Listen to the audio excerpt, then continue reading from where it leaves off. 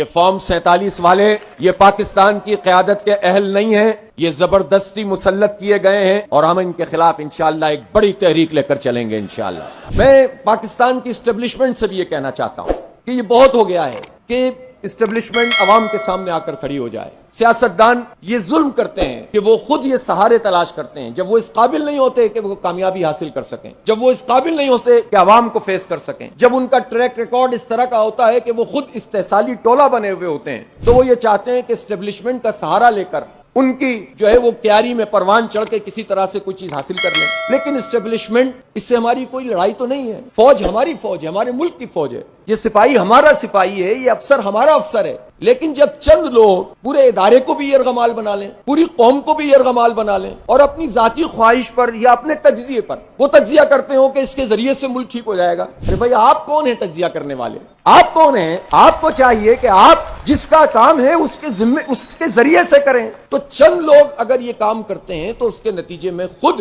جو عوام جو سپاہی سے محبت کرتے ہیں، فوج سے محبت کرتے ہیں، آج بھی اگر سب اپنی اپنی پوزیشن پہ چلے جائیں تو یہ قوم ہر سپاہی کو اپنے ماتھے کے اوپر اور اپنے سر کے اوپر رکھنے کے لیے تیار ہے۔ لیکن لوگوں کو یہ سمجھنا پڑے گا کہ ہم سب کو اپنی اپنی آئینی پوزیشن پر واپس جانا پڑے گا۔ آپ جتنی دیر لگائیں گے اتنی نفرتیں بوئیں گے، جتنا وقت لگائیں گے اتنا فوج کو نقصان پہنچائیں گے۔ لہٰذا میں کھلی پیشکش کرتا ہوں کہ اس سلسلے میں اس آئین کی بالادستی کے لیے اگر سب بند گلی میں پھنس گئے اور واقعی پھنس گئے، میں پیشکش کرتا ہوں کہ جماعت اسلامی اس بد گلی سے سب کو نکالنا چاہتی ہے، اس قوم کو آگے بڑھانا چاہتی ہے، لیکن طے کرنا پڑے گا کہ سب آئین کی بالادستی کو مقدم رکھیں گے اور اپنی آئینی پوزیشن پر واپس جائیں گے۔ تو ہم انشاءاللہ تعالی اس میں پیش رفت کر کے ایک راستہ نکالنے کے لیے، اس لیے کہ جماعت اسلامی کے علاوہ کوئی یہ کام کر بھی نہیں سکتا ہے، اگر آئین کی بالادستی کے لیے لوگوں سے گفتگو کرنی پڑے گی کریں گے۔ اگر وہ پارٹیاں جو آج یہ سمجھتی ہیں کہ آئین کا تحفظ بھی ہونا چاہیے اور جمہوریت بحال بھی ہونی چاہیے، اور وہ پارٹیاں یہ سمجھتی ہیں کہ جمہوریت پہ شبخون مار کے یہ الیکشن تباہ کیا گیا ہے اور زبردستی لوگوں کو مسلط کیا گیا ہے، تو ان پارٹیوں کو بھی یہ سمجھنا چاہیے کہ یہ وقتی اور جزوی تحریک نہیں ہونی چاہیے، بلکہ ان کو یہ سمجھنا چاہیے کہ جب اسٹیبلشمنٹ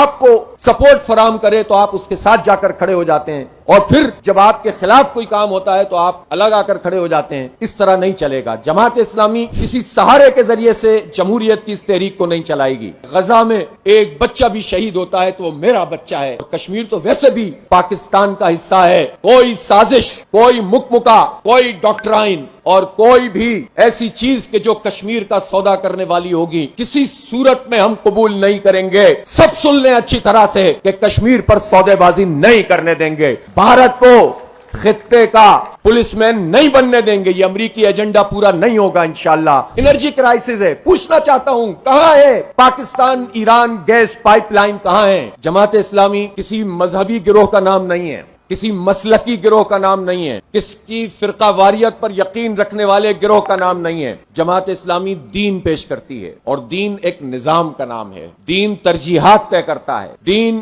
انسانوں کی غلامی سے نکال کر انسانوں کے رب کی غلامی کے نظام میں لانے کی بات کرتا ہے۔ ہم جماعت اسلامی کو کسی کا اعلی کار نہیں بننے دیں گے۔ ہم جماعت اسلامی کے کارکنوں کی اتنی زبردست اجتماعیت کو آپ کنفیوز نہیں ہونے دیں گے، اور ہم پاکستان کے عوام کو بھی کنفیوز نہیں کرنا چاہتے۔ ہم اپنے پرچم، اپنے نشان پر اپنی اس سیاسی تحریک کو لے کر چلیں گے انشاءاللہ تعالی۔ ہمارا پورا ملک ہمارا حلقہ ہوگا انشاءاللہ تعالی۔ حلقہ بندیوں کی اس سیاست کو خیر بات کیجئے اور پورے ملک کو حلقہ بنائیے۔ جماعت اسلامی یوتھ کو انشاءاللہ اپنے بنیادی طور پر ہدف میں رکھے گی۔ ہمارے یوتھ کے بہت مسائل ہیں، ہمارے نوجوانوں کے بڑے مسئلے ہیں۔ خواتین کو تحفظ فراہم ہونا چاہیے، ان کو عزت والی ٹرانسپورٹ ملنی چاہیے۔ ان کے ساتھ کیا سلوک کیا ہوا ہے؟ نعرے لگاتے ہو ان کے، صرف اس کا نام رکھ دیا کہ اپنی پارٹی کے چند لوگوں کو نوازنے کے لیے پرسنٹیج رکھ دو اسمبلی میں، اس سے خواتین کے مسئلے حل ہو جائیں گے۔ خواتین کے ایشوز ظاہر ہے یہ آبادی ہے، آپ دیکھیں تو صحیح، جو ورکنگ ویمن ہیں ان کا کیا حال ہے، ان کو ویجز پورے نہیں ملتے، ان کو ہیرسمنٹ کا نشانہ بنایا جاتا ہے۔ میرے لیے دعا کیجیے گا، بہت